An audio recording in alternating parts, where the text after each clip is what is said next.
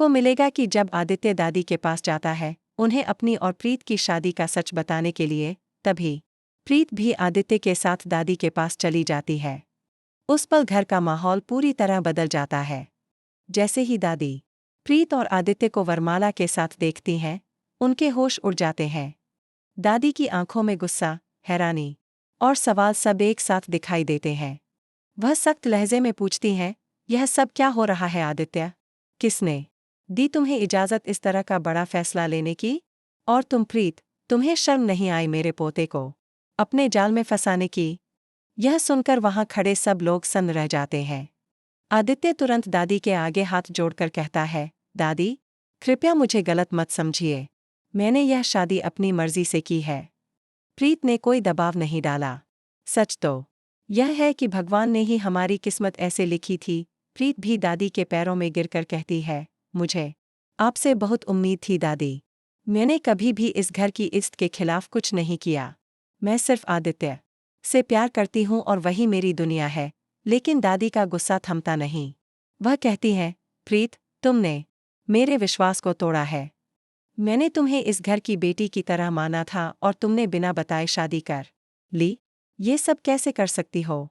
उस समय आदित्य साहस जुटाकर दादी को पूरा सच बता देता है। वह बताता है कि कैसे हालात ने उन्हें शादी के लिए मजबूर किया, कैसे नियति बार बार उन्हें एक दूसरे के करीब ले आई और कैसे उनके रिश्ते में सच्चाई और पवित्रता है। दादी यह सब सुनकर और भी गुस्से में आ जाती हैं। लेकिन तभी आदित्य एक ऐसी बात कह देता जो माहौल को पलट कर रख देती है। आदित्य कहता है, दादी, भगवान ने मेरे लिए प्रीत को चुना था। आप ही सोचिए, अगर यह रिश्ता गलत होता तो माता रानी ने पहली बार मेरे सामने प्रीत की तस्वीर क्यों दिखाई होती? अगर नियति ने हमें मिलाना न चाहा होता तो हमारी शादी कभी नहीं होती। आदित्य के इन शब्दों से दादी अंदर से हिल जाती है। उन्हें अचानक वह दिन याद आता है जब मंदिर में उन्हें सपना आया था और उसमें उन्होंने प्रीत का चेहरा देखा था। दादी सोचने लगती हैं कि शायद सच में यही नियति है और वह अपने पोते की खुशी को नज़रअंदाज कर रही थीं। धीरे धीरे दादी का चेहरा बदलने लगता है। वह गहरी सांस लेकर कहती हैं, शायद मैंने ही अब तक गलत किया। अपनी जिद में मैं अपने पोते की खुशी छीनने चली थी। अगर भगवान ने यह रिश्ता तय किया है तो मैं कौन होती हूँ इसे तोड़ने वाली? इसके बाद दादी पूरे परिवार के सामने घोषणा कर देती हैं, आज से प्रीत आशीष घर की बहू है और मैं इसे पूरे दिल से स्वीकार करती हूँ। यह सुनकर आदित्य और प्रीत दोनों की आंखों में खुशी के आंसू आ जाते हैं। प्रीत दादी के पैरों में गिरकर उनका आशीर्वाद लेती है। घर के बाकी सदस्य भी तालियां बजाते हैं। लेकिन इस खुशी के माहौल में निशा और नीति के चेहरे का रंग उड़ चुका होता है। निशा अपने कमरे में जाकर गुस्से से बड़बड़ाने लगती है, नहीं, ऐसा कैसे हो सकता है? यह घर, यह दौलत और आदित्य, सब कुछ मेरा होना चाहिए था। लेकिन अब यह प्रीत सब छीन ले गई।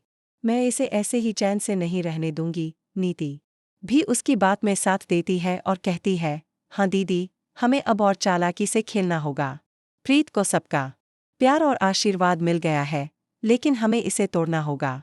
अब खेल हमें और बड़े स्तर पर खेलना पड़ेगा। इसी बीच दादी प्रीत का गृह प्रवेश करवाती हैं।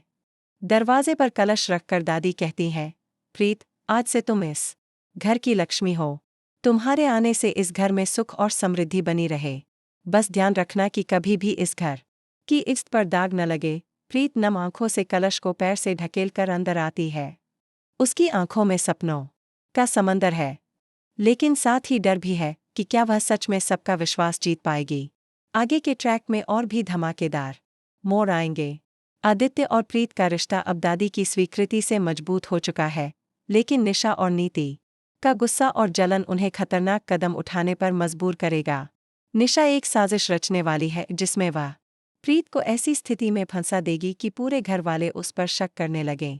नीति बार बार उसे भड़काती प्रीत जितनी जल्दी ऊपर चढ़ी है उतनी ही जल्दी नीचे गिरेगी। बस हमें सही समय पर वार करना होगा। दूसरी तरफ आदित्य हर कदम पर प्रीत का साथ देने की कसम खाता है। वह प्रीत से कहता है, चाहे पूरी दुनिया हमारे खिलाफ क्यों न हो जाए, मैं तुम्हें कभी अकेला नहीं छोड़ूंगा। दोस्तों, अब असली कहानी यहीं से शुरू होती है, क्योंकि अब देखना दिलचस्प होगा कि क्या आदित्य और प्रीत का यह रिश्ता सभी चालों और साजिशों के बीच टिक पाएगा या फिर निशा और नीति की चालें सचमुच उन्हें अलग कर देंगी? क्या प्रीत को बार बार अपनी सच्चाई साबित करनी पड़ेगी? क्या आदित्य का भरोसा कभी डगमगाएगा?